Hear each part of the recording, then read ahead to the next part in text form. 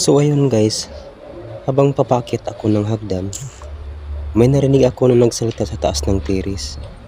Ang hindi ko alam guys, ay yung pusa pala namin may kausap ibang pusa.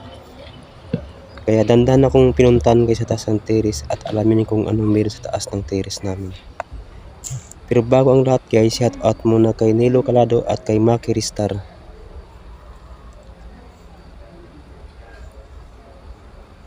Dandan nga pala ako umakyat sa taas na oras na yun guys. Pinagmamasdan ko muna ang paligid kung anong meron sa taas ng terrace. At bakit yung pusa namin ay maingay at parang may nag-aaway yung dalawang pusa sa taas ng terrace guys.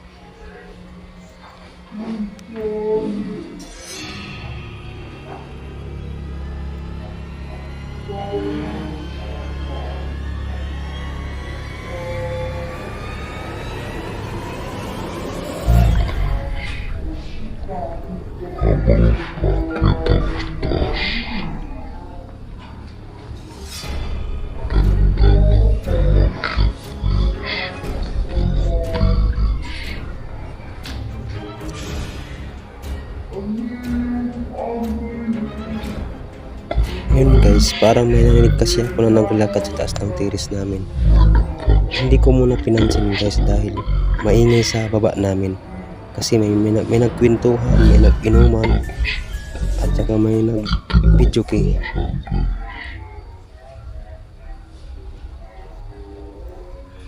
Kaya dandan muna ako guys sa pag-akyat sa terrace namin. Dandan ako sa pag-akyat at pinagmasdan ko muna yung paligid. Baka kasi guys makalata yung pusa namin o kung ano man yung sa taas ng terrace namin.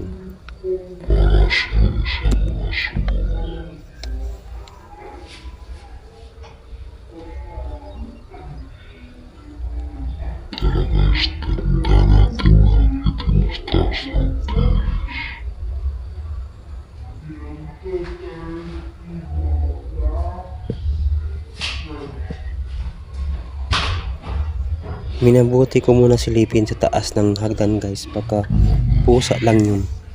Pero hindi ako nagpalata guys.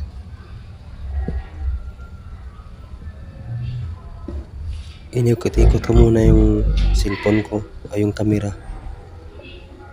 Para at least guys, makikita kung anong meron sa taas ng hagdan.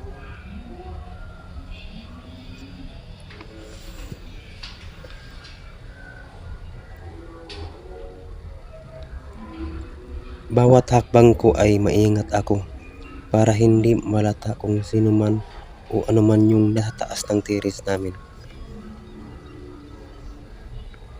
Mas maganda yung maingat guys kasi baka makalata yung dalawang pusa sa taas ng terrace namin na nag-aaway.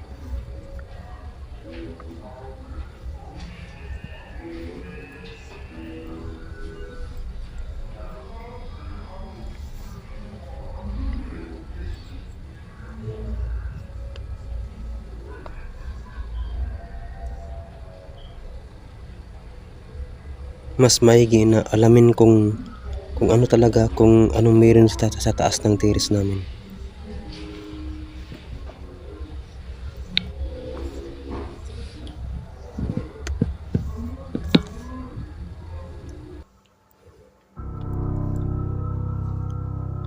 Sa oras ngayon guys, ito ay bumungad sa aking harapan. Isang nilalang guys na maliit na taong nasa ilalim ng upuan. Pagmasdan niyo mabuti guys kung ano ang nakita ko sa ilalim ng upuan.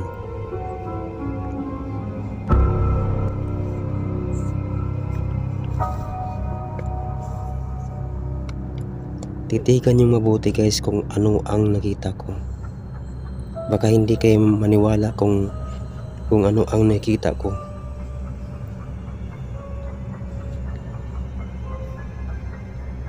Isang maliit na tao guys na kulay pula, nakatayo sa ilalim ng upuan.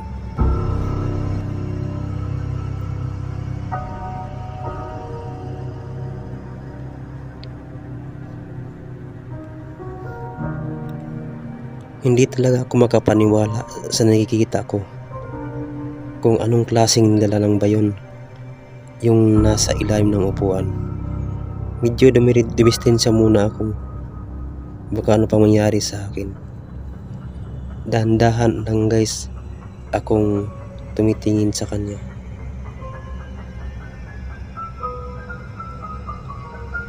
Pinagmamasdan ko siya kung ano ang ginagawa niya sa ilalim ng upuan. At yung pose namin guys, biglang nawala. Hindi ko alam kung nasaan.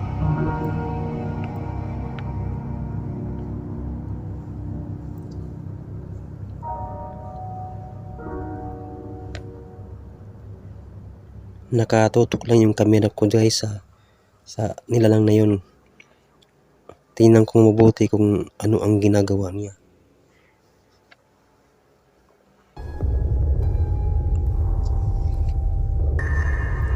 Dandan ako guys na lumapit sa kanya sa ilalim ng upuan.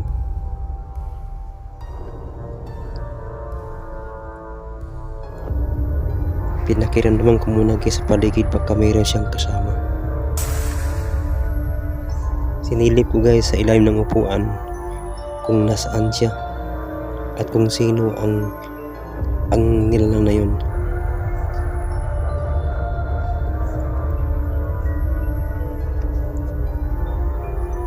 Ngunit guys, nang silipin ko sa upuan, bigla siya nawala guys. Tingnan mabuti guys, nang silipin ko sa ilalim ng upuan, di ko na siya nakita.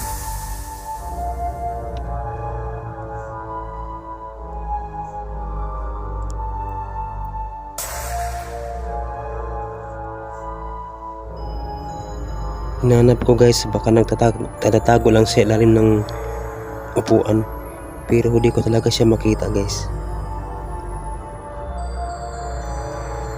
Tingnan ko yung sako dito guys, baka nagtatago lang,